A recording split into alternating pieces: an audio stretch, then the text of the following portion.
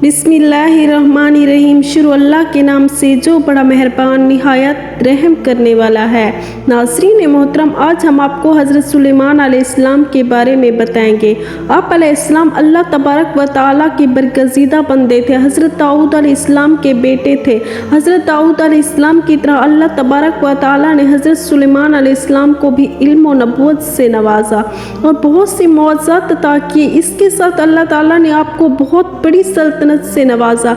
आप तख्ते सल्तनत पर 40 बरस जलवागीर रहे। आप जानवरों की बोलियां समझ लेते थे।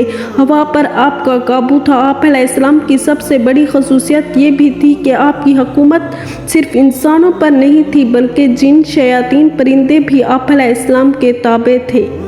बयान किया गया है कि हज़रत सुलेमान अलैहिस्सलाम ज़मीन और आसमां के दरमियान हवा में उड़ा करते थे। चुनांचे एक दिन जब किसी गहरे समंदर से इनका गुज़र हुआ तो दरिया में बोलनाक मौजें उठी। देखकर हवा को फैल जाने का हुक्म दिया और जिन्नातों को दरिया में गोता लगाकर नीचे का हाल मालूम करने को कहा। हज़रत सुलेमान अलैहिस्सलाम के हुक्म से जिन्हों ने दरिया में गोता लगाया तो इसमें मोती का एक ऐसा चमकदार कबा था जिसमें कोई दरवाज़ा न था। हज़रत सुलेमान अलैहिस्सलाम को इसकी खबर दी गई तो उन्होंने इस कबा को समंदर से लाने का हुक्म फरमाया। चुनांचे जिन्नात ने इसको समंदर से निकालकर हज़रत सुलेमान अलैहिस्सलाम के सामने पेश किया, जिसको देखकर इन्हें बहुत ताज्जुब हुआ कि अल्लाह ताला से दुआ की, जिससे इस कबे का दरवाज़ा खुल गया। तो हज़रत सुलेमान अलैहिस्सलाम ने देखा कि इसमें एक नौजवान अल्लाह तबारक व तआला के सामने सजदे में है।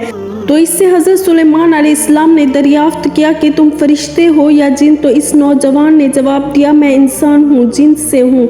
इसके बाद हज़रत सुलेमान अलैहिस्सलाम ने दरियाफ्त फरमाया, आखिर ये बुजुर्गी और फजीलत तुझे क्यों हासिल हुई? इस नौजवान ने अर्ज़ किया कि हज़रत, मुझे ये फजीलत वालिदैन और इनके साथ हुस्न सलूक के सबब हासिल हुई।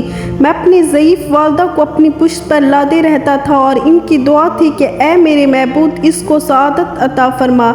मेरे मरने के बाद इसका मकाम ऐसी जगह में मुतय्यन फरमा जो ना आसमान में हो ना ज़मीन में। चुनांचे वालदा मादा के इंतकाल के बाद जब मैं एक दरिया के किनारे घूम रहा था तो मैं सफ़ेद मोती का एक कबा देखा।